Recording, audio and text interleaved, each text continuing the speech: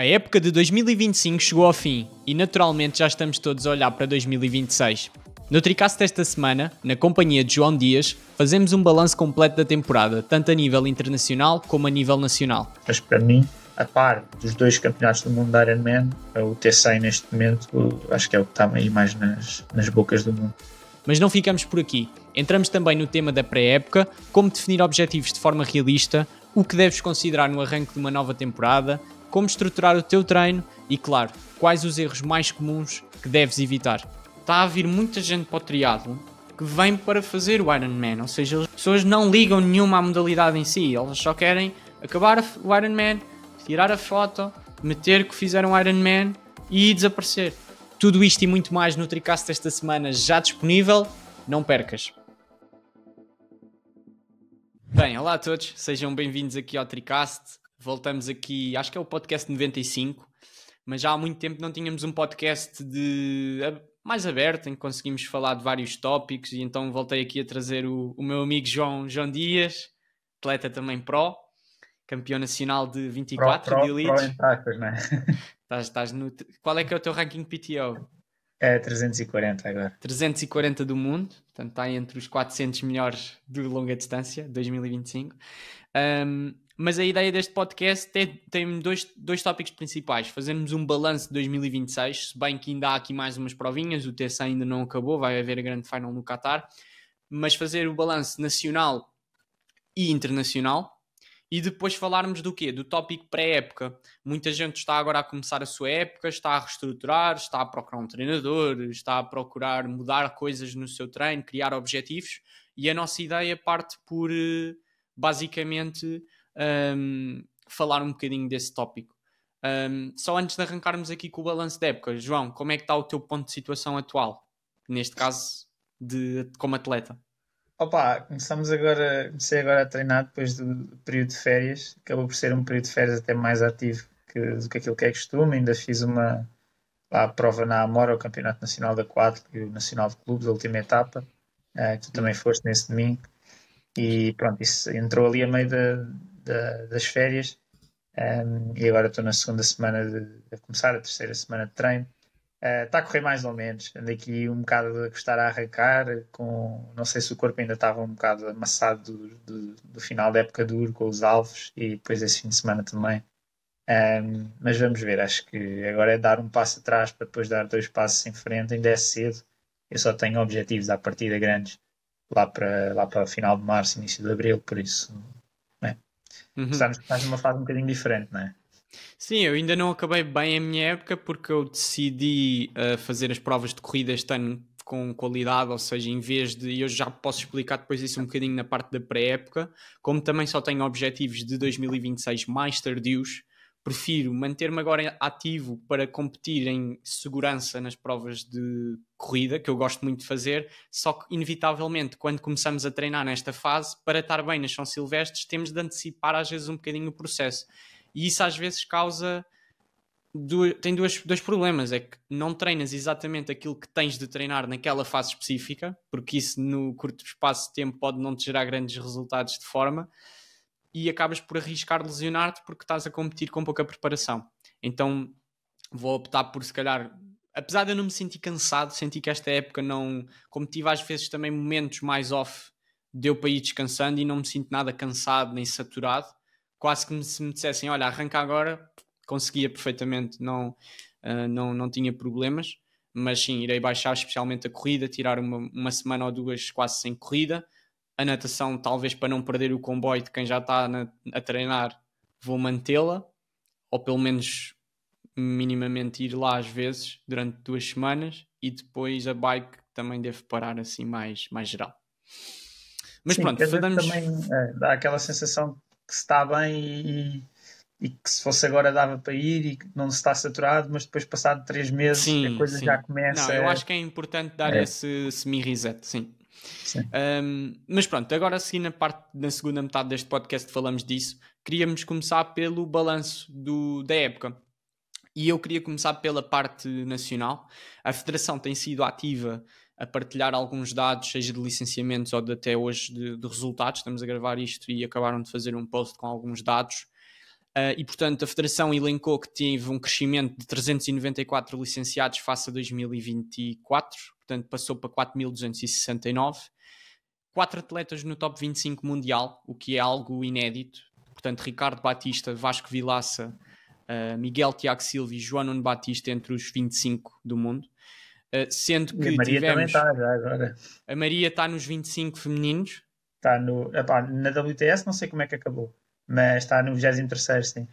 Ok, o que também é bastante interessante, ou seja, no fundo temos 5 atletas no top 25, uma mulher e 4 homens. Tivemos 14 medalhas internacionais, com o destaque para o Vilaça em terceiro no Campeonato do Mundo de WTCS. Tivemos 50 atletas nacionais, ou mais de 50, a ir a provas pela seleção nacional. Mas eu vi estes dados e, apesar de eu sentir que são positivos, acho que há alguns tópicos de reflexão. Então pus-me a pensar, pus-me a refletir e pus-me também a lançar perguntas, quase que até faço para tu também poderes dar a tua perspectiva. O primeiro tópico é no crescimento de licenciados, e as perguntas que eu faço são: este aumento dos licenciados deve-se realmente ao trabalho da Federação Portuguesa de Triatlo, ou estaremos a assistir ao impacto do boom do Ironman e de trabalho de treinadores e equipas externas à Federação? A Federação está a aproveitar esse crescimento ou apenas a beneficiar dele? O crescimento do triatlo no geral. Segundo tópico, existem segundas linhas no triatlo português.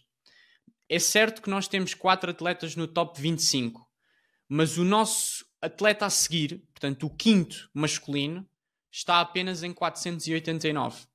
Ou seja, há continuidade ou vivemos muito destes 4? Portanto, se estes 4 amanhã não estivessem, como é que seria o futuro do triatlo? Está garantido ou não?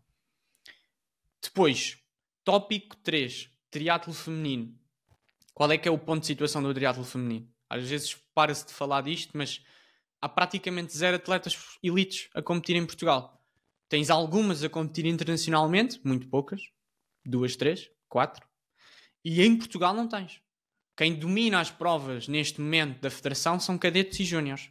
Portanto, não existem sub-23 e tampouco existem elites com performance. Pronto, existem, mas com performance para representar Portugal. O que é que falta? Falta apoio, falta estrutura. Porque é que não existem estas atletas? Tópico 4. Longa distância. A longa distância está a crescer enorme. Um boom enorme. Seja de prós, seja de age grupos. Em Portugal, qual é que é a aposta real na longa distância? Seja para age group, seja para prós. Não existem provas profissionais. Os eventos, como é que eles estão? Como é que está a qualidade das provas para age group competir? Há alguma estratégia, algum plano na parte da longa distância? E depois o tópico 5, que é o tópico que aqui com o Tricasso tentámos uma proposta concreta, até no início do ano, para ajudar, que é a comunicação, que para mim é um tópico central. E eu tenho algumas perguntas. Por exemplo, o vídeo de destaque no perfil, portanto afixado no perfil da Federação, é o vídeo da estafeta de Hamburgo da apresentação, em que se fez uma dança, que ficou muito popular, teve muitas visualizações. Mas o que eu pergunto é, esse vídeo é o mais relevante para estar numa federação afixado? Esse vídeo promove o triatlo nacional? Contribui para novos atletas, para haver mais licenciados? Ou é apenas visualizações sem ligação à realidade portuguesa? A comunicação do triatlo trouxe algum patrocínio este ano? Ou continuamos só dependentes do apoio do Estado?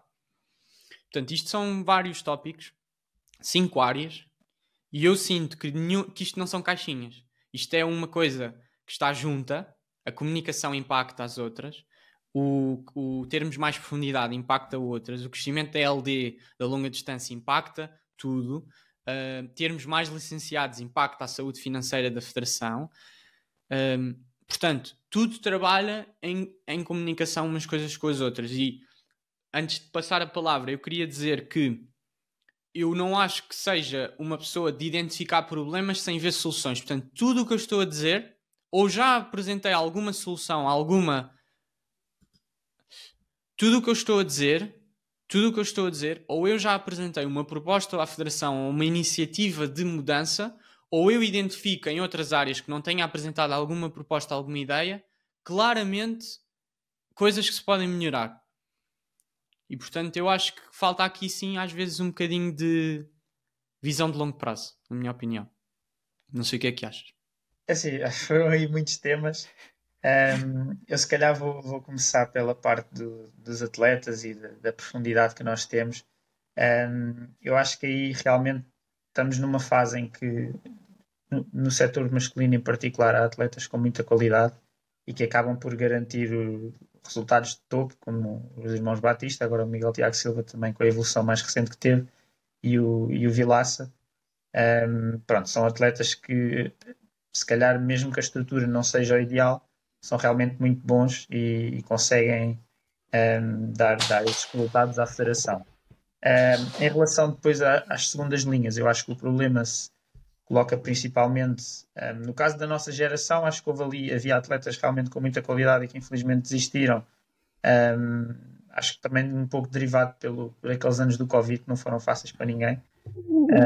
Mas acho que está principalmente relacionado com quão pouco atrativo é o calendário nacional e com a dificuldade que é atletas que não tenham tantas oportunidades de competir lá fora, competirem e evoluírem em Portugal e continuarem a fazer triatlo para lá dos escalões de sub-23 na curta distância, porque realmente se estás só a competir em Portugal e a fazer ali 2 ou 3 taças da Europa por época, que normalmente é o que esses atletas têm acesso, não tens muitas oportunidades competitivas lá fora para subir no ranking, para lá desse tal 400 e qualquer coisa tu disseste, no caso é o Gustavo do Canto, não consegues fazer muitas provas e no ranking da ITU não é como, por exemplo, no ranking da PTO que tu com 3 provas tens o score cheio. No ranking da ITU acho que pode ir até às 12, são 12 muitas provas provas. realmente, exato.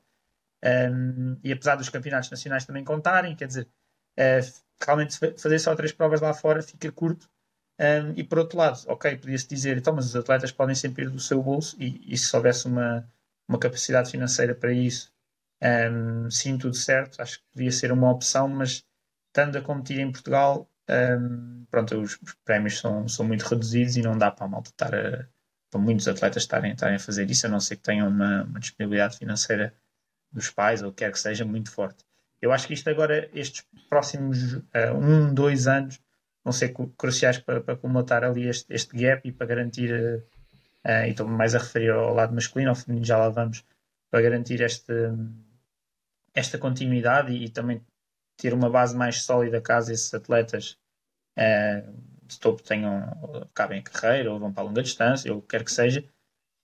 Temos agora muitos atletas júniores a subir para sub-23 este ano, já no próximo, que já demonstraram muita qualidade, desde o teu irmão Tomás Figueiredo, o Zé Ferreira, que já tem pódios em competições internacionais, e mesmo a Cacilda, que anda muito lá perto. São atletas que agora, em termos de ranking mundial, estão muito abaixo e vão precisar de fazer provas para começar a subir. Acho que é positivo haver agora mais competições em Portugal na curta distância, portanto no calendário da ITU já aparece, a partir acredito que esteja confirmado, além da Taça da Europa de quarteira, que para estes atletas que estão no primeiro ano sub-23 é uma Taça da Europa muito dura para ir sacar pontos, porque é muito competitiva e é na distância olímpica. Aparece também já a Taça da Europa de Monte Gordo 2 semanas depois de quarteira e a Taça da Europa de São Martinho do Porto no início de setembro ou meio de setembro, normalmente quando é essa prova lá em São Martinho. E portanto acho que esses atletas que já mostraram qualidade de estarem presentes nessas provas vai ser fundamental para haver essa aposta, pronto, nesses atletas que têm realmente qualidade, para teres essa segurança e essa segunda linha. E a questão da competitividade nas provas em Portugal que estavas a falar, principalmente nas mulheres, realmente eu acho que as taças de Portugal e assim não têm estado muito competitivas de todo. Mesmo campeonatos nacionais, o duatlo que nós fizemos não estava mega forte, o aquatlo então nem se fala, mas também já foi numa fase da época mais fora. Mas acho que no lado feminino lá está, é oferecer mais condições nas provas nacionais para que as raparigas tenham motivação para continuar. E pronto, acho que tem havido uma aposta realmente.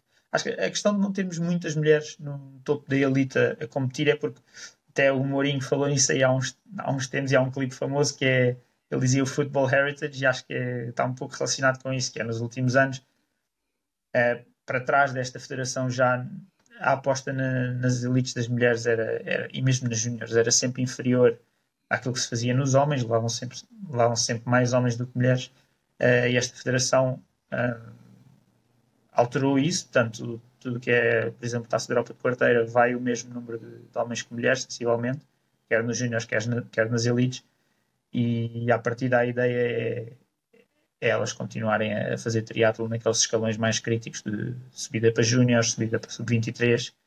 De certo modo, acho que tem vindo a resultar. Acho que o pelotão feminino no geral está um pouco mais consolidado do que estava há um ano. Vejo mais atletas mais motivadas para competir. Agora é preciso os resultados começarem a aparecer e também com o crescimento destas novas atletas. Pronto, espero que realmente as coisas comecem e as atletas comecem a subir nos rankings e a ter ali mais atletas mais perto do topo. Acho que um exemplo claro disso é a Mariana Vagem, que lá está, ali à volta do Covid, acho que estou um pouco desaparecida, mas que agora está de volta e já está em 89 no ranking mundial.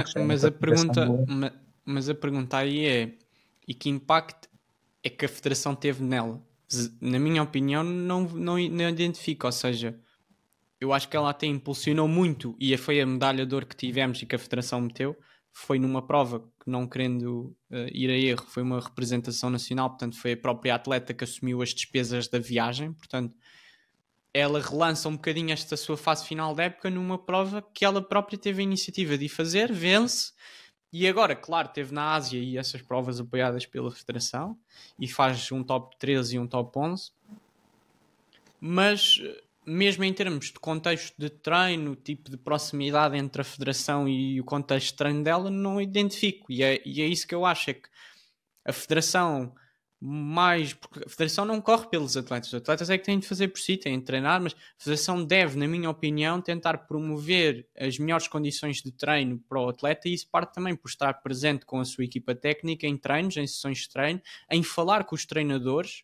Alguns dos treinadores treinam atletas que são referência e que têm outros que podem vir a chegar lá, e se calhar essas são as melhores pessoas, porque estão no dia-a-dia com os atletas, para dar respostas à federação de isto dava-nos jeito, isto é importante, ou este atleta eu identifico que ele pode chegar ali. E para isso precisa disto, disto, disto e disto. E vocês podem lhes dar essa possibilidade, ou verem mesmo os calendários competitivos dos atletas, perceberem dentro do seu orçamento o que é fazível e o que é que não fazível. Claro que não é os treinadores e os atletas passarem a mandar na federação. Não. É a federação tentar ser um agregador e tentar, dentro do que já existe de equipas, de atletas e de treinadores, apoiar e dar suporte. E eu mesmo também digo aos organizadores de provas privados: a federação tem sim de olhar para isso como uma coisa boa e sim beneficiar dessas organizações para crescer. E, portanto, sim, eu acho que na coordenação entre os atletas ou treinadores e a federação e a organização dos calendários competitivos nestas tais segundas linhas é um ponto que claramente se tem a melhorar, porque é sempre muito estressante. Tu nunca sabes para o que é que estás a treinar quando estás a tentar ir a estas provas. Estás a um mês ou seja, normalmente os apuramentos são ali um mês, 5 semanas, 6 semanas antes das provas. Mais perto que isso não é possível, portanto é sempre para trás disso. Mas depois tu fazes o apuramento e nunca tens ali uma resposta imediata se estás apurado, se não estás. Demora sempre muito tempo a perceber se realmente vais ser convocado ou não vais. Isso gera ali uma incerteza muito grande, mesmo para aquilo. Eu vou-te ser sincero, em relação aos critérios, eu sinceramente não sei porque é que eles são feitos.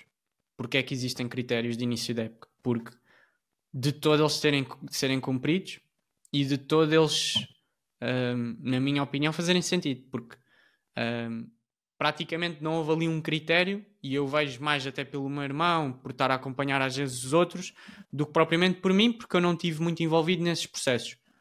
Mas as coisas são muito pouco claras. Às vezes estamos em cima de uma altura de convocatória e os atletas não sabem. Nem conseguem priorizar muito bem, porque estás a um mês de uma prova e não sabes se vais à prova ou não. Isso aí também não é algo que me faça sentido. Houve provas que apareceram que nem existiam e que não houve critérios de seleção, foi opção técnica, Depois houve provas que havia um critério certo, mas que depois em cima da prova já estava para deixar de haver. E que já não era propriamente aquilo e poderia vir a mudar, mas nada é muito claro. Portanto, ou eles passam para algo tudo subjetivo, e ou seja, os atletas estão dependentes de que o selecionador decide, e portanto passa toda a responsabilidade e toda a decisão para algo que é subjetivo, num certo ponto, ou então, se querem ser objetivos com critérios, têm de ser totalmente objetivos. Fazer aqui um misto é que é muito, na minha opinião, muito complicado, porque ninguém sabe o que contar e o que esperar, é muito pouco previsível, e depois, em algumas situações, vai sempre abrir a questão de alguém poder dizer isto é uma injustiça porque da outra situação foi feito de forma diferente. E isso numa federação é um problema muito grande. Eu acho que começas a ter, lá está, esta situação de imparcialidade. A questão, os atletas aí acho que só querem, isto é comum a todos os atletas, que nós queremos, os atletas querem saber quais é que são as regras do jogo. E sabendo isso, quer-se que essas regras sejam definidas à partida e que sejam realmente cumpridas, ou seja, é como tu dizes, para se saber com o que se pode contar. Eu acho que também na questão da coordenação dos calendários, como eu estava a dizer, essa incerteza de teres ali vais, não vais, depois às vezes a malta é convocada para provas que nem sequer está muito, não são provas muito favoráveis para as suas características. Acho que seria uma possibilidade, não sei quão fazível seria, mas explorar um sistema um pouco diferente em que os atletas, por exemplo, iam a uma prova de seleção e depois podiam escolher entre X provas que a Federação dava para estarem presentes nessas provas com base, e depois escolhiam com base em que prova é que encaixava melhor no seu calendário e que prova é que estava mais, que ia mais ao encontro das suas características. Isto, para o pessoal que está num nível acima, acho que é algo que já se faz. Eu não sei exatamente se foi isso que aconteceu com este caso que vou mencionar, mas nós tivemos agora no final da época a Mariana Vargem a competir na Ásia e ao mesmo tempo estava o Miguel Tiago Silva e Madalena Almeida a competir na América do Sul, em taças do mundo que foram sensivelmente no mesmo, se não exatamente no mesmo fim de semana. E portanto acredito que tenham feito essa escolha porque essas provas iam mais ao encontro das suas características e se calhar isso também faria sentido, por exemplo, para aqueles atletas que vão agora subir de sub-23 irem competir, sei lá, a uma Taça da Europa Sprint que haja um fim de semana antes de quarteira, ou fim de semana logo depois da Espanha. Acho que costuma haver ali uma Taça da Europa qualquer, Melilla talvez, em vez de fazerem quarteira. Claro que toda a gente quer fazer quarteira, mas em termos de resultado, em termos de que aquilo vai gerar para o ranking mundial deles, se calhar não é a melhor opção. Portanto, não sei se seria algo a considerar ou não, nem se concordas com isso. Mas é assim, concordo e discordo, porque, por exemplo, nessa perspectiva de terem ido, portanto, a Vargem à Ásia e à América do Sul, eu aí identifico um problema, que é os custos. Mas isto tem que ser tudo dentro dos custos da federação. Isto tem que exatamente, ser pensado, não pode ser à toa. Sim, mas quando eu às vezes ouço, eu vejo coisas muito mais prioritárias, sinceramente, a gastar, do que, por exemplo, essa margem que gastaste a mais, porque gastaste. Tiveste de levar mais um treinador e inevitavelmente ir à Ásia também acho que é mais caro do que ir à América do Sul. Portanto, eu acho que a Federação tem de bater o pé em algumas coisas por vezes houve provas muito perto de Portugal, mas que se calhar o atleta prefere ir fora porque sabe que é menos competitivo, mas a realidade é que é 3 vezes mais o custo. E, portanto, aí temos de pesar as coisas. E eu também acho que é uma coisa que é, se nós avaliarmos, portanto, esta Federação substituiu a anterior. E, portanto, se houve a mudança foi porque a anterior, teoricamente, não cumpriu, porque a anterior quis manter e não manteve. A minha pergunta é, se tirarmos os resultados, portanto, os resultados da elite, o que é que melhorou? Na minha opinião, tirando o alto rendimento, que possa ter consolidado mais alguma coisa, se bem que passámos com o resultado de Paris 2024, que foi muito bom, portanto, se olharmos só aos Jogos Olímpicos e àqueles 3, 4 de sempre, os resultados da Federação passada foram bem-sucedidos. O ciclo olímpico pode-se considerar bem-sucedido. Mas para mim a Federação tem de ir muito para lá do que é a elite. Nós aqui estamos-nos a centrar muito também na elite, sim. Mas o tópico comunicação, o tópico age group, o tópico longa distância para lá da elite da longa distância dos provas em si, porque o crescimento dos licenciados vive de mais gente. Claro que a elite ter boas performances chama gente porque o triatlo é falado e o triatlo torna-se mais relevante no espectro nacional do desporto. Mas... Sim, mas a moda em que o triatlo está atualmente não é maioritariamente graças aos resultados dos nossos elites. É É graças isso que eu quero ao chegar. hype do Ironman e às redes É o sociais. Ironman. Sim, e realmente a diferença de inscritos que tu vês numa prova Ironman e que vês em provas de média e longa distância. No caso, acho que este ano a Federação nem organizou nenhuma longa mesmo, nenhum full, mas a diferença do que vês para os inscritos na média distância é enorme. E ninguém diz, ou muito pouca gente diz dessa malta que tu vês nas redes sociais e que depois gera realmente engagement e visualizações. A malta diz que quer ir fazer o Ironman e ninguém diz que quer ir fazer o triatlo longo de caminho, não é?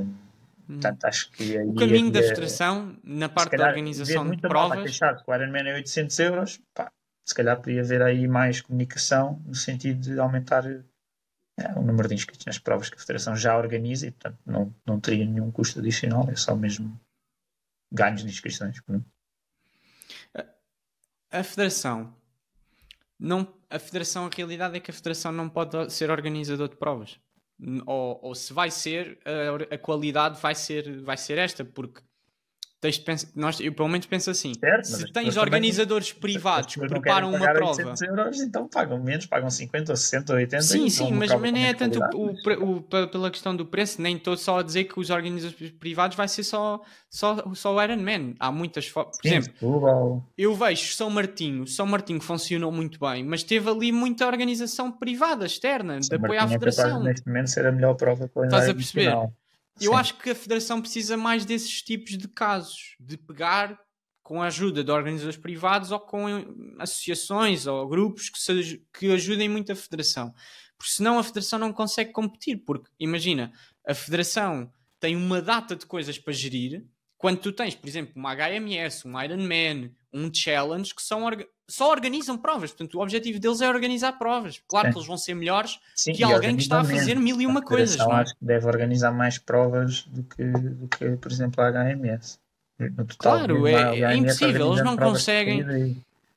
A federação tem as mesmas provas, a mesma qualidade há anos. Não muda nada. Porque não dá para mudar, porque não há capacidade de tu fazeres tudo bem. Portanto, eu acho que eles simplesmente têm de descartar isso de cima e aceitar que têm de pedir ajuda e têm de ter outros apoios e têm de criar essas pontes, como por exemplo fizeram em São Martinho, para melhorar a qualidade dos eventos.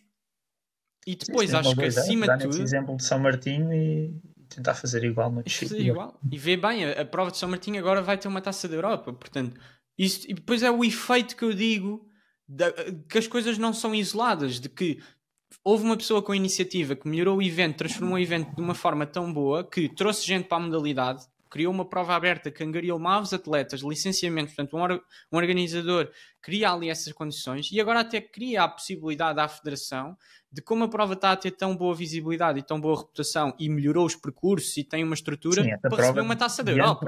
Quando há críticas, de ano para ano vão mexendo, vão melhorando um ponto a outro, há sempre uma melhoria a cada ano. Eu acho que isso é um ponto fundamental para o sucesso que eles têm tido também.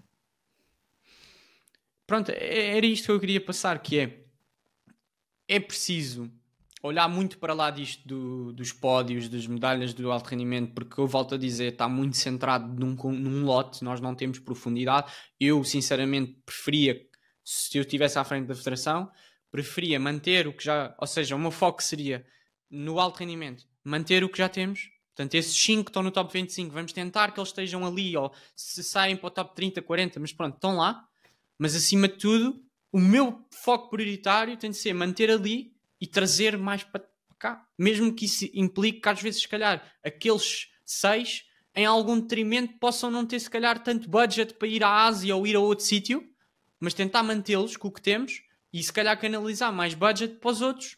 E mais do que o budget, falar com os treinadores e com os atletas e estar mais presentes, gastar mais horas em perceber o que é que falta para eles conseguirem ter melhores condições. Eu acho que aí também é um equilíbrio delicado, porque essa malta que está no topo também, acho que o financiamento da federação, como nós sabemos, vem grande parte do Estado, e vem grande parte do Estado em função do que são os resultados desse pessoal nos jogos e campeonatos do mundo. Agora não sei exatamente mas isso é o problema que eu identifiquei da falta de comunicação e da última pergunta de continuamos dependentes do financiamento externo? Sempre. Sim, não, sim. neste Mas caso do Estado, estamos sempre... Eles têm que ter os resultados, e para ter os resultados têm que ter as melhores condições possíveis. Um, ou seja, têm que ter o melhor que lhes é possível dar. E já sabemos de casos que nem sempre é isso que acontece. Desde, acho que foi a finalíssima do Mundial do ano passado, em que foram para um hotel e metade saiu de lá com intoxicação alimentar. Pode ter também sido só azar. Mas acho que estar a tirar recursos a essa malta, não sei se seria a escolha ideal. Acho sim que estar a otimizar as idas e as viagens que se fazem com o pessoal que estás a dizer para criar mais base, isso sim seria positivo, fazer mais, ou seja, levar essa gente a fazer mais provas, mas provas em que eles realmente conseguissem ir tirar resultados, e provas preferencialmente perto, e que os custos fossem mais reduzidos. Eu quando fui à Polónia, ao Austin, confesso que foi uma viagem muito dura, e nós chegámos, acho que era do género, a prova era domingo, e nós chegámos sexta-feira, com, não sei, mas foi uma viagem de porta a porta, se calhar ali a bater nas 10, 12 horas, para ir para a Polónia, que não é assim tão longe. E portanto, se calhar olhar para provas que tenham, mesmo que sejam ligeiramente mais competitivas, que os atletas consigam sacar uma melhor performance.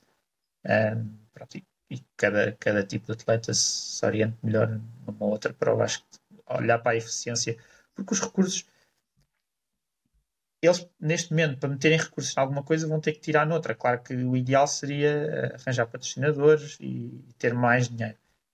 E isso que estavas a falar da dependência do financiamento é fundamental. Agora, se vão tirar recursos da malta de topo, depois arriscam-se a que os resultados caiam, e que os recursos caiam também em função disso no próximo ciclo olímpico, ou que seja. Portanto, acho que é aí um equilíbrio delicado. Mas pronto, é o que eu estava a dizer. Vamos ver em relação aos resultados, como é que agora, acho que estes próximos 12 anos, essa formação de profundidade vão ser fundamentais. Vamos ver como é que as coisas correm.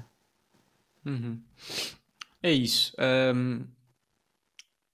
A parte do investimento externo eu acho que é fundamental. Já falei, já disse muitas vezes. Acho que o investimento para conseguir... Eu dei uma proposta concreta que envolvia o Tricast para melhorar a parte da comunicação, porque eu acho que é preciso a Federação ter ajuda. Não vão conseguir fazer internamente com os recursos que têm, vão ter de fazer algum investimento, mas o que criámos foi uma ponte para, com o mínimo investimento possível, ter o máximo de ganhos possível.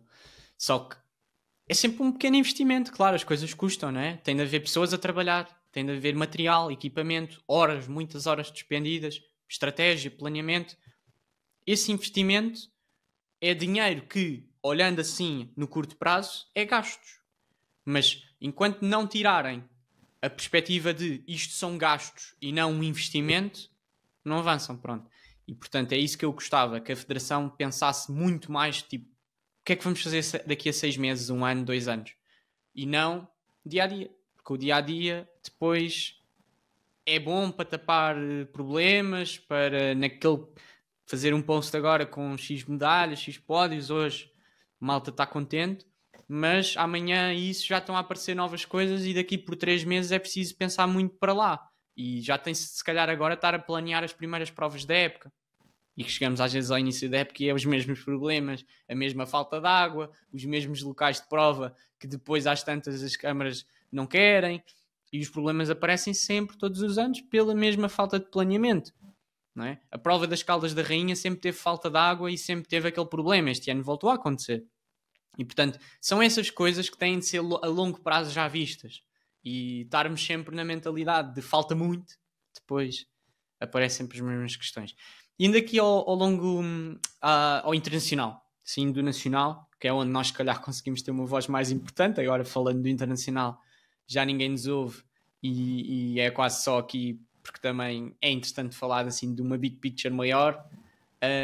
Tivemos uma época cheia, acho que foi se calhar a época que eu posso dizer onde houve mais provas, mais competição. O T100 teve tantas provas, o Ironman, Pro Series, a WTCS, tiveste ainda a Super League, portanto acho que houve competição para tudo, taças do mundo, muita dispersão de atletas, e aqui a questão é qual é que foi o circuito mais relevante, ou seja, destas organizações todas, destes circuitos todos, qual é que foi o mais relevante? Qual é que foi aquele que se calhar as pessoas acompanharam mais?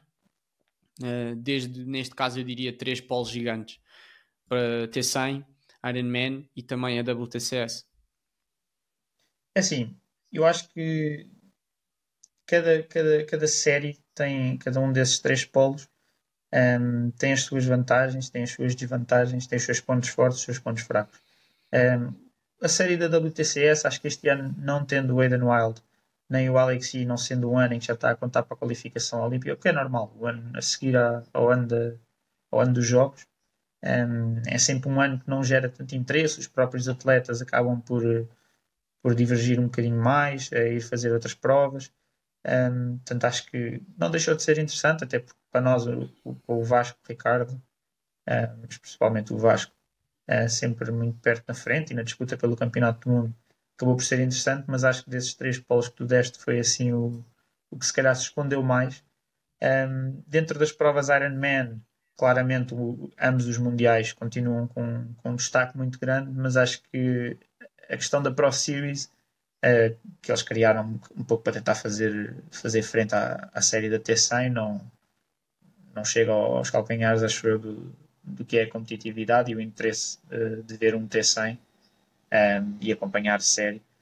Acho que o T100, em termos, pronto, o ponto forte, claramente junta-se sempre atletas com muita qualidade em todas as provas. Acho que eles já estão a fazer esse ajuste para o ano que vem, que é, na minha opinião, há demasiadas provas e depois acabam por ter muitos wildcards, muitos atletas que se calhar em termos de visibilidade e de serem realmente dos melhores do mundo, já não se encaixam ali assim tão bem, e acredito também que isso foi um fator pelo qual haver tanta prova e eles serem obrigados realmente a competir, não sei quantas provas eram, se eram 4, se eram 5, mais a grande final, mas terem essa obrigatoriedade de competir num número bastante elevado de provas fez com que muitos atletas, acredito que os noruegueses tenha sido uma das razões pela qual não assinaram, fugissem dessa série. Portanto, acho que podiam, e lá está, acho que eles para o ano vão fazer isso, vão ter menos provas, podiam com menos provas se calhar ter ainda mais interesse, mas para mim, a par dos 2 campeonatos do mundo da Ironman, o T100 neste momento acho que é o que está aí mais nas bocas do mundo do triatlo. Sim, concordo.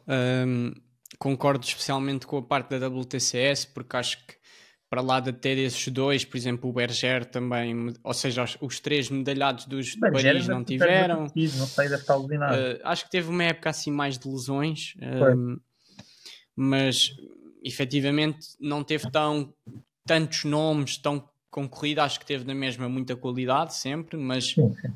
Foi mais aberto e também se resumiu muito sempre quase aos mesmos tipos de provas, ou seja, as dinâmicas não alteravam assim tanto e não havia assim muitas surpresas, portanto foram quase sempre ali 3, 4 nomes a ganhar, especialmente o Hauser dominou muito e depois tiveste muito o Vilaça no pódio. Não perdeu uma. Não perdeu uma, pois. Acho que perdeu a primeira com o Wild. Sim. Acho que houve uma que até ficou mais para trás. Perdeu o Alguer também, portanto só o Hidalgo e... Sim, mas e penso que o Graf ganha o World, ganha o Carlo Vivari. Sim. Pronto. Mas foi sempre muito dominante e o Vilaça sempre muito consistente, o Hidalgo muito consistente e depois o resto lá alterava algumas coisas, mas também não mudava muito. Se houvesse fuga eram quase sempre os mesmos. Pronto, acho que foi interessante QB. Sinceramente acho que as provas que assumiram sempre mais foi o Havaí, foi Nice e foi Marbella. Acho que foram aquelas que se destacaram mais pelo interesse mediático em volta e porque lá está, apesar do Ironman ter a Pro Series, continua a ter aquelas provas-chave. O T100 vai ter o Qatar, mas já me parece aqui numa fase muito de arrasto de época em que já está toda a gente um pouco desligada, ainda faltam 2 semanas, portanto até sim, já acho quase que parece caro. Demasiado.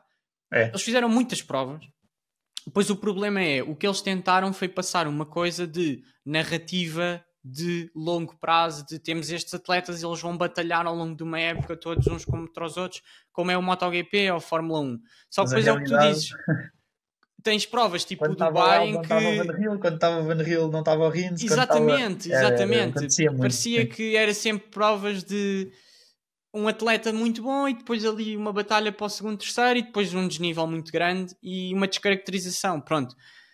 Eu percebo que eles preencham com os wildcards, mas deveria de haver um certo padrão. É assim, os atletas lesionam-se, tomam opções, mas tiveste vários atletas que tinham um contrato que floparam muito. O Emmerich, o Funk floparam completamente, nem sequer Mesmo o Gonçalo apareceram. Luís não. O Vincent Luís não correspondeu de todo.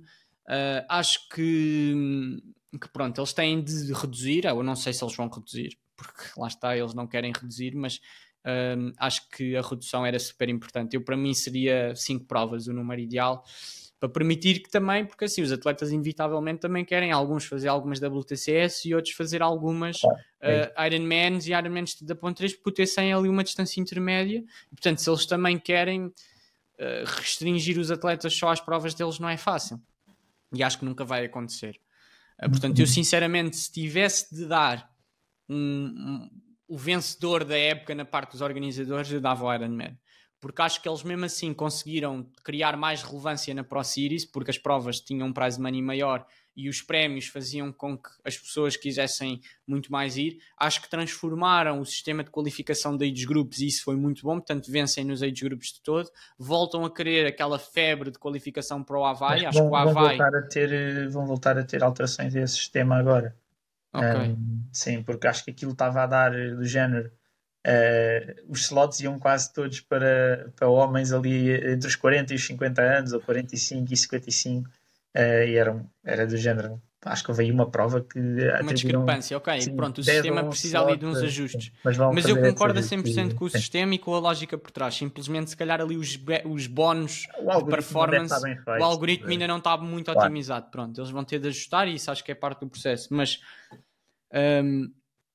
eles ao terem em 2026 o Havaí de volta a homens e mulheres, vai ser a prova do ano e toda a gente vai querer estar qualificado nos prós. Claro. Por exemplo, eu não me admira que, por exemplo, um Van Riel ou isso canalize muito mais a sua força para um Havaí para o ano do que para um T100, especialmente pela polémica de Dubai. O Wild se calhar possa querer voltar agora com a entrada da qualificação olímpica mais para o World Triathlon. Vamos ver como é que o T100 reage a isto, porque o T100 descartou muitos atletas, descartou o Ditlev, por exemplo, descartou atletas mais se calhar virados para o Ironman, eles preferiram descartá-los versus um outro perfil, e agora vamos ver como é que eles conseguem, dentro de todos os organizadores, continuarem a ser os mais relevantes. Mas pronto, no geral, diria o Ironman, como aqui o vencedor na parte da organização.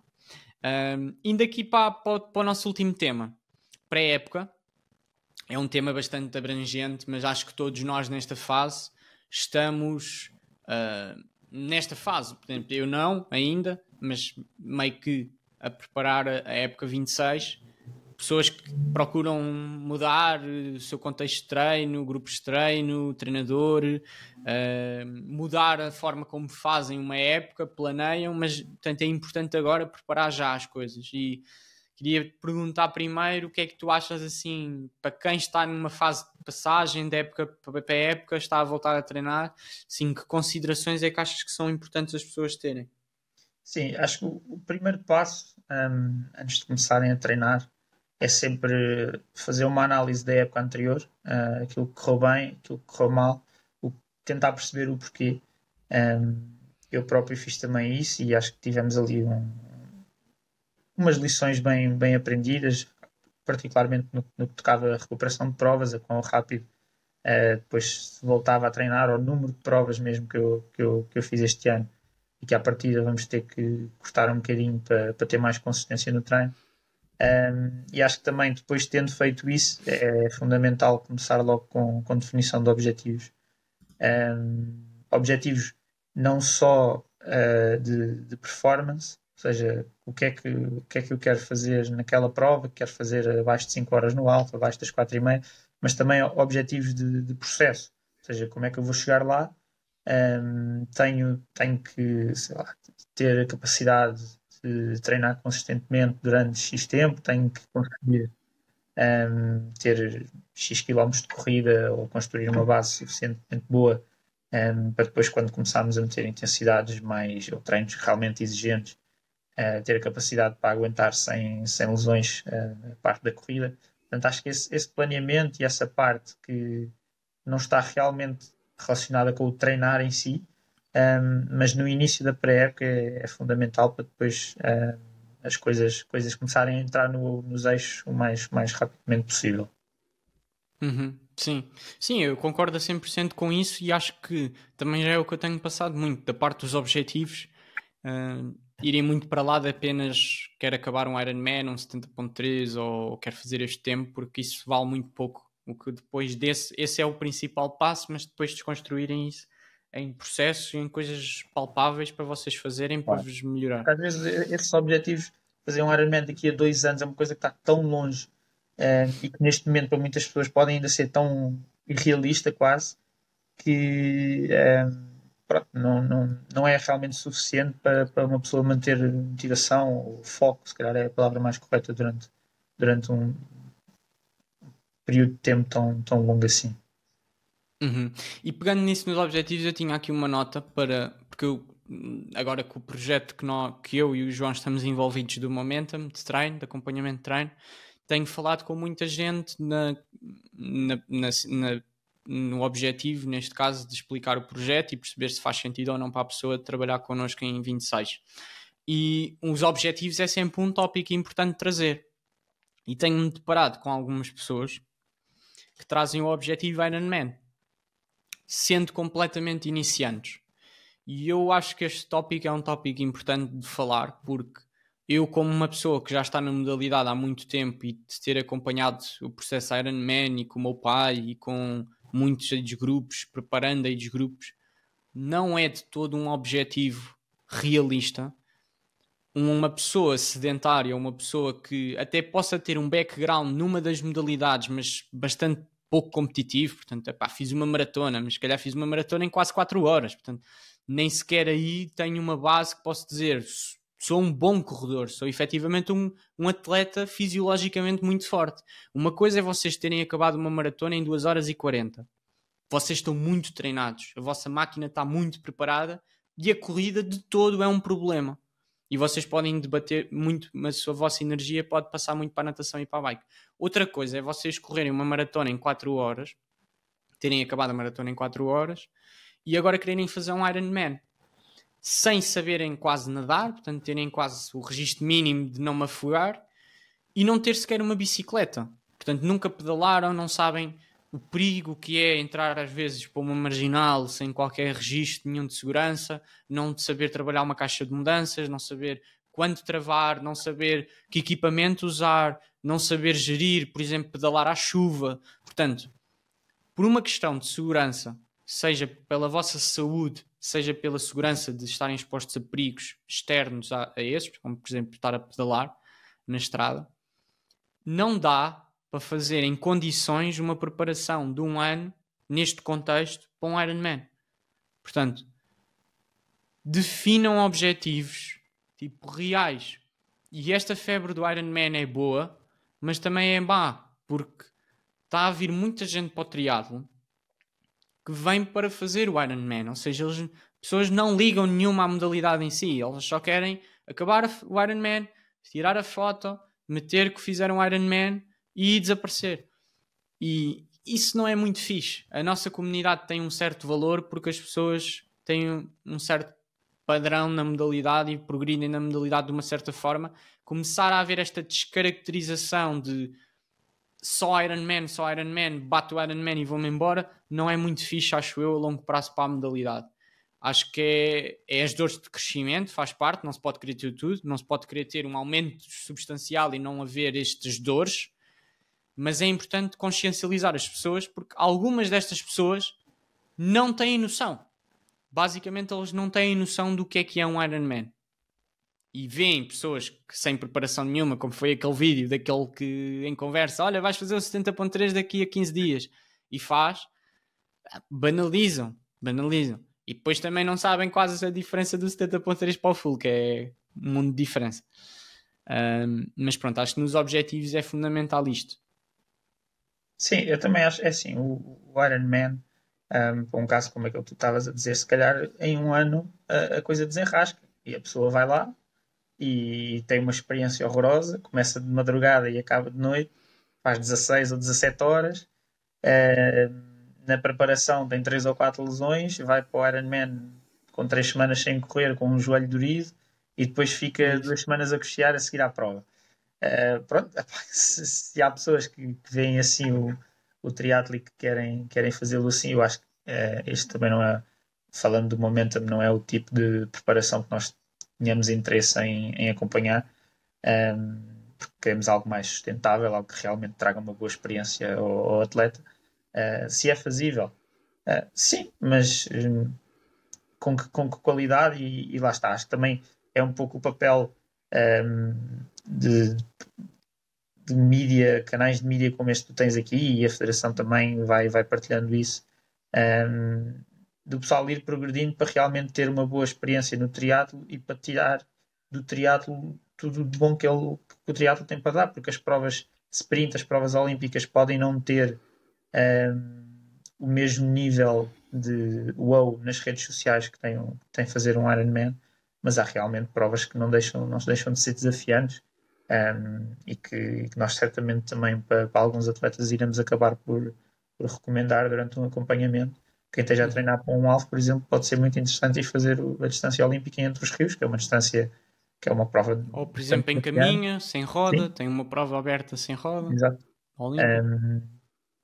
É o que tu dizes, é uma questão também das pessoas irem conhecendo e estarem também acompanhadas. Portanto, tu viste o caso do Fred, que agora estás a acompanhar e que tens metido comunicações sobre esse caso, que também tentou fazer o Ironman e chegou fora do cutoff no final da bike, e que certamente este ano, com o acompanhamento, ele mantendo-se focado, vai ter uma experiência muito mais positiva e vai acabar o Ironman e vai fazer até um bom tempo. Sim, certamente. Não tenho grandes dúvidas, a não ser que algo corra terrivelmente mal, mas acredito que não. Portanto, acho que vai ser um testemunho real muito, muito, muito importante e muito giro de seguir também nas redes sociais, de alguém que vai ter uma experiência muito melhor, e que vai sair de lá muito mais concretizado do que fazendo 16 ou 17 horas a maratona toda a andar.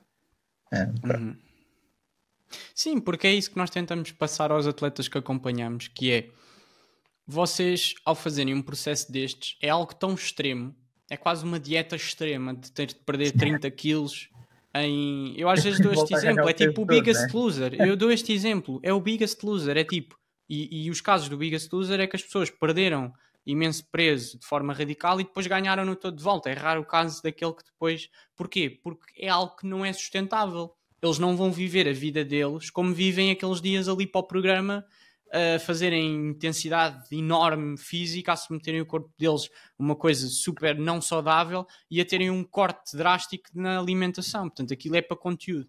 O Ironman num ano é tipo isso. É passares uma pessoa... Lá está, e aqui volto a dizer, não é o caso de uma pessoa que já tenha uma base de ciclismo muito grande e que tenha bases e que, opá, em um ano, houve o caso do João Moreira, que esteve aqui no podcast, que era praticamente ciclista profissional e aprendeu a nadar, que era o que ele não tinha, já corria muito bem, fez o Ironman abaixo das 9 horas, o primeiro Ironman, sem qualquer... fez o triatlo de caminho e fez o Ironman. Não é comparável. Estás a perceber? Porque ele fisiologicamente está super treinado. É como o ciclista profissional que agora fez 1h01 à meia maratona, conseguiu fazer muito bem o transfer, mas ele tem uma base enorme para trás. E já corre há anos, é ciclista profissional. Já corre há anos, o Jimmy. Tipo, portanto, uma pessoa que faça uma coisa do sofá até o Ironman em um ano, posso 70.3, já posso aceitar isso de uma forma diferente se a pessoa efetivamente estiver disposta para começar rapidamente a engrenar as coisas. Mas para o Ironman é quase impossível. E o que vai acontecer é, ser possível mas a probabilidade de acabarem a prova e saírem da modalidade é enorme. E, portanto, nós, como um acompanhamento de treino, queremos que a pessoa fique e que crie rotinas e que consiga conciliar o treino com a sua vida de forma sustentável. Não podemos nunca fomentar que a pessoa faça isso. Portanto, acho que é importante definirem muito bem os vossos objetivos. Chegam pessoas ao pé de mim que eu digo, espetacular, estás a pensar bem, querem começar no triatlo pela distância super sprint, e é o ideal. Depois logo se vê. Vocês até podem fazer as distâncias sprint e dizerem: eu adoro isto, para que é que eu vou fazer o Ironman? Se calhar isto é o que eu prefiro. Para o meu estilo de vida e para as horas que eu quero pôr nisto, é muito mais saudável e muito mais equilibrado. Se um fim de semana não puder treinar, tudo bem, é uma distância sprint. Não é aquela pressão de vou fazer um Ironman e se falho numa semana, estou praticamente a submeter-me a um problema grande para a prova. Portanto, acho que é muito importante este pilar. E depois, em pré-época, acho que é muito importante não apressar o processo e perceber-se que nós estamos a treinar neste momento para criar uma base para as grandes competições do ano. E se, por exemplo, o vosso objetivo é o 70.3 de Cascais em outubro, não faz sentido agora começarmos a treinar e a querer estarmos bem daqui a 4 semanas. Fazemos um trabalho que, se calhar no curto prazo, não vai evidenciar tantos resultados, mas que no longo prazo vai-nos trazer os resultados que nós queremos. E o que eu acho é, quando nós olhamos muito ao curto prazo aqui, depois no longo prazo a coisa corre mal. Sim, E e acho chegamos, que se calhar, a uma ideia porque já estamos destruídos ou claro. E acho que sem margem de evolução, platô. esse conceito de base que tu falas, muitas vezes a malta ouve, para a época é treino de base, portanto é só zona 1, 2. Não, pode, não tem necessariamente, nem se calhar nem deve necessariamente ser isso. A questão do treino de base é nós formarmos uma capacidade de resiliência quase para depois, quando efetivamente chegar a época competitiva e tivermos que andar a fazer treinos mais exigentes, treinos em que o treino é sempre uma relação de risco-benefício, não é? E portanto, se calhar se estás antes de um alvo, já estás a fazer, sei lá, a malta que vai até aos 4 vezes 5 km em ritmo de prova, que é um treino realmente muito taxativo, e é um treino arriscado em termos de lesões, do desgaste que te gasta, que te causa. E portanto, a questão da pré-época e do conceito de base é criar no corpo resiliências que nos permitam depois aguentar esse tipo de cargas mais tarde. Agora, claro, na pré-época os riscos que corremos vão ser sempre menores. Se estamos ali a sentir algum toquezinho, algo desse género, temos esse tempo, porque só temos objetivos daqui a não sei quantos meses, temos esse tempo para, como eu disse no início, até no meu caso atual, dar um passo atrás para depois dar realmente 2 passos em frente. Mesmo quando há treinos de intensidade, se calhar para quem esteja a treinar para uma prova de mais intensidade, uns 10 km de corrida, se calhar durante a época ou nas 3, 4, 5 semanas antes da prova, as intensidades são mais forçadas e uma pessoa chega mais perto do limite. Se calhar, certamente na pré-época não há necessidade de ir tão deep. Pode-se deixar um bocadinho mais de reserva no tanque para se construir essa consistência ao longo de muitas semanas, que isso depois é realmente o que vai trazer benefícios, e é um bocado por aí que eu entendo o conceito de treino de base. Uhum. E depois Sim. também, já agora, olhar para aquelas coisas que são pontos fracos e que durante a pré-época se fazem menos, e aproveitar para trabalhar isso durante a época. Claro que aqui o caso mais óbvio, o elefante na sala quase, é a técnica de natação, que muita gente, principalmente age group, é aquilo que é fundamental trabalhar na pré-época, não é? Certo, é o que eu já disse em alguns conteúdos e que posso reforçar, que é isso que tu dizes, consistência.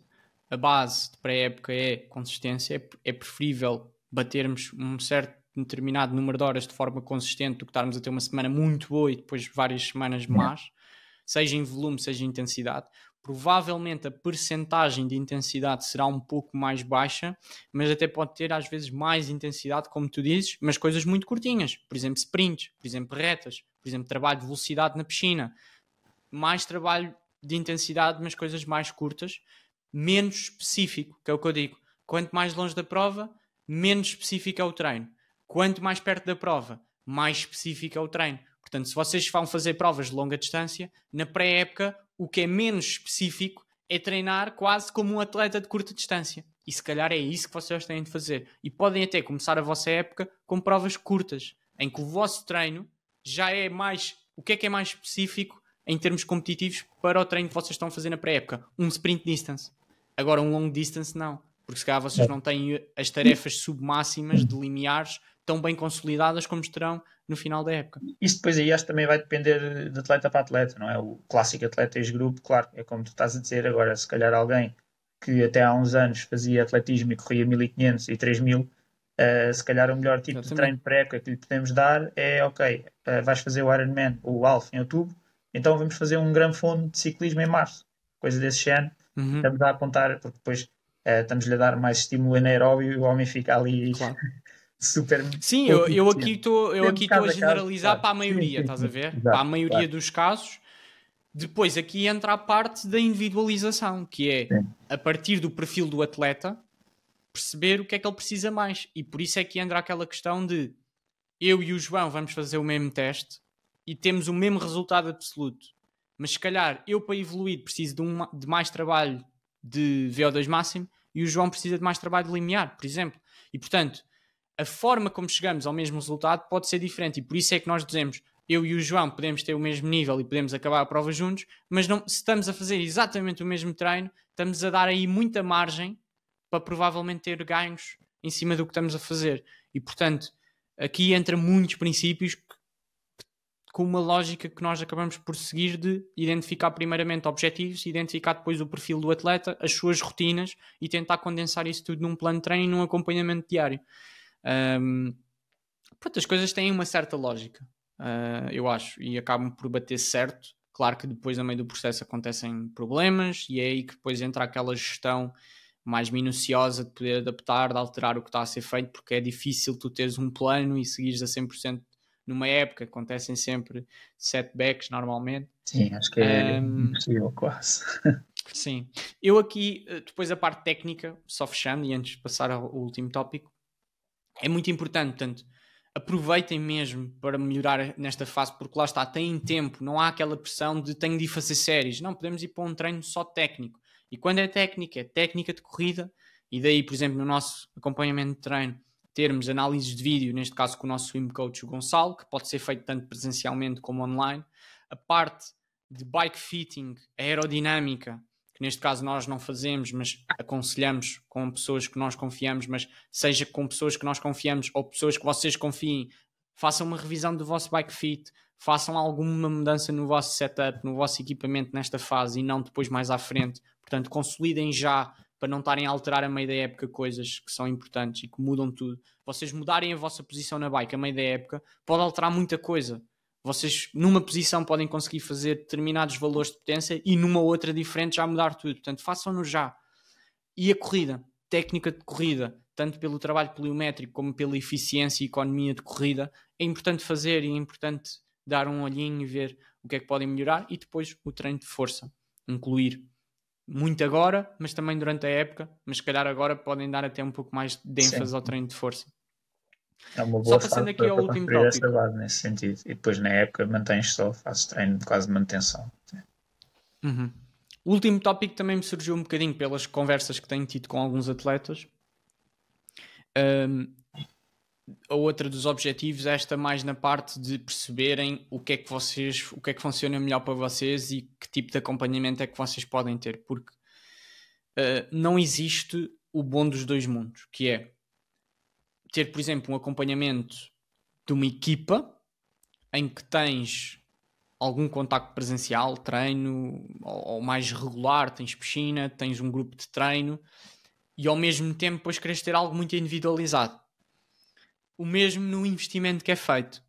Investir pouco e querer ter imenso retorno de individualização e personalização. Portanto, aqui é preciso, eu acho, da parte dos atletas fazerem quase uma introspeção daquilo que eles querem e daquilo que eles estão dispostos a investir e perceberem, quero algo mais para individualizado, quero algo mais de grupo. Estou disposto a investir mais ou estou disposto a investir menos? E a partir daí perceber que opções é que têm. Porque não existe. No mundo ideal nós temos algo grátis, muito individualizado, com contacto presencial e com tudo, não é? Não existe. Portanto, não é possível um clube individualizar como um acompanhamento de treino externo, nem é possível o acompanhamento externo ter coisas que o clube tem. Portanto, há aqui o perceber exatamente aquilo que queremos e perceber que o cenário ideal nunca existe. E depois, essencialmente, quando falam com acompanhamento de treino, perceberem vários aspectos. Que experiência é que a equipa tem? Seja de formação, seja de como atletas fizeram, porque eu quando procuro uma coisa, normalmente procuro alguém que já tenha feito ou que coloca alguém a conseguir fazer. E depois, de que forma é que é o trabalho? Quantos atletas é que eles têm? É totalmente diferente ter um acompanhamento que tem 200 atletas versus um que tem 50. Não é? E aí depois pesar um bocadinho na balança as coisas e tomarem a vossa decisão no que é que pode ser ou não o melhor acompanhamento para vocês. Porque eu já falei com muita gente e disse, o melhor acompanhamento para ti é ir para um clube. E há outras pessoas que claramente não. Portanto, depende muito de pessoa para pessoa. Sim, sim, sim.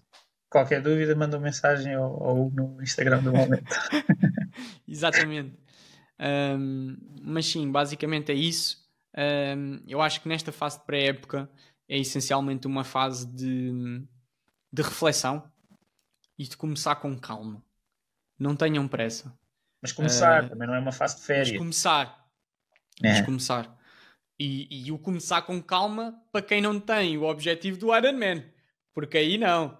Quem é, como eu disse, tem o objetivo Ironman, que eu sei que várias pessoas que nos se calhar estão a ouvir têm e que estão agora a começar no triatlo, isto já não é bem para vocês. E daí eu dizer que eu não aconselho. Porque eu aí estou a ir contra o que eu digo. Portanto, eu estou a dizer para vocês irem com calma. Espera lá, se vocês são sedentários e vão fazer o Ironman, vocês não podem ter calma. A realidade é essa. E por isso é que eu digo que não é bom. Não é? Mas aí não. Está na hora. Bike, comprar já a bike. Começar já a cometer erros. Quanto mais erros vocês cometerem agora, melhor. Porque vocês vão ter muita coisa. E a essas pessoas só há uma possibilidade. É mesmo terem um acompanhamento. Porque sozinhos vai ser um caos. Um caos. Pode a inteligência artificial dar-vos uma ajuda, mas no final do dia não vai ser suficiente. E precisam de ter medo da distância e do que têm de fazer, porque é um longo processo. Para acabarem com dignidade, não é? Para acabarem, o que eu acho que é 12, 13 horas. Tipo, acho que qualquer pessoa com um plano bom, com condições de treino e a fazer as coisas by the book, vai conseguir estar nesses intervalos. Agora, assim é muito difícil. Sim, e terem noção que o budget de tempo que têm que ter para treinar para um Ironman é significativo. Não dá para treinar 1 hora por dia, E o financeiro? 45 minutos, ou é preciso ter aquelas manhãs de fim de semana bem ocupadas. Pronto, e ter o comprometimento durante Já viste, semanas. é tudo, é o investimento financeiro que é uma loucura, porque nós vamos comprando as coisas a pouco e pouco. Estas pessoas não, eles têm de comprar tudo. Eu acho que pelo menos uns 7, 8 mil euros vão gastar.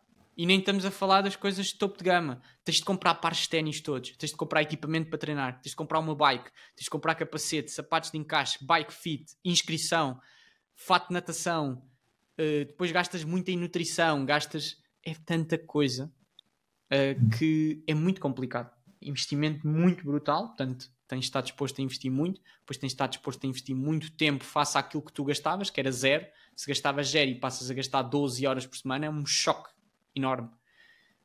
Por isso é que eu gosto de começar com 5, 6 horas, 7 horas, e o que eu noto é 5 horas, 6 horas nessas pessoas no início, parece, eu não consigo progredir daqui, e quando vais a ver, estão a chegar à perto da prova e já estão a fazer 12, 13 e a sentirem-se natural, porque foi progressivo. Quando tu metes logo 12, é um problema. Por isso acho que... Mas pronto, procurem ajuda, procurem alguém para vos tentar encaminhar dentro do possível. Acho que vai sempre haver alguém para vos apoiar, mas acima de tudo acho que quem está mesmo assim, às vezes os clubes até é a melhor opção, porque é onde podem ter, até aprender mesmo com os outros atletas e ter as coisas todas presenciais, porque o acompanhamento online, mesmo com algum contacto presencial, ele está mais vocacionado para atletas já com alguma experiência, com alguma maturidade. E por isso é que nós, por exemplo, na nossa oferta de iniciantes, demos o contacto presencial muito mais evidente do que nos outros, porque sabemos que é algo mais importante, ter o presencial. E, portanto, aqui é fundamental vocês perceberem muito bem qual é o vosso ponto de situação, o que é que vocês querem e os vossos objetivos. Parece-me bem. Feito. E é isto. Boa semana a todos. Portanto, nós estamos a gravar isto de segunda, isto vai sair já na quinta, mas bom final de semana para todos, bons treinos, a aguentar a chuva E também digo outra, que é agora com esta mudança de tempo e com o frio, pá, vistam-se. Tipo, não vão correr de calções porque para lesões e para doenças é o melhor agora esta fase. Obrigadão, João. Um abraço. Nada, até para a Vai, até ao próxima. próximo.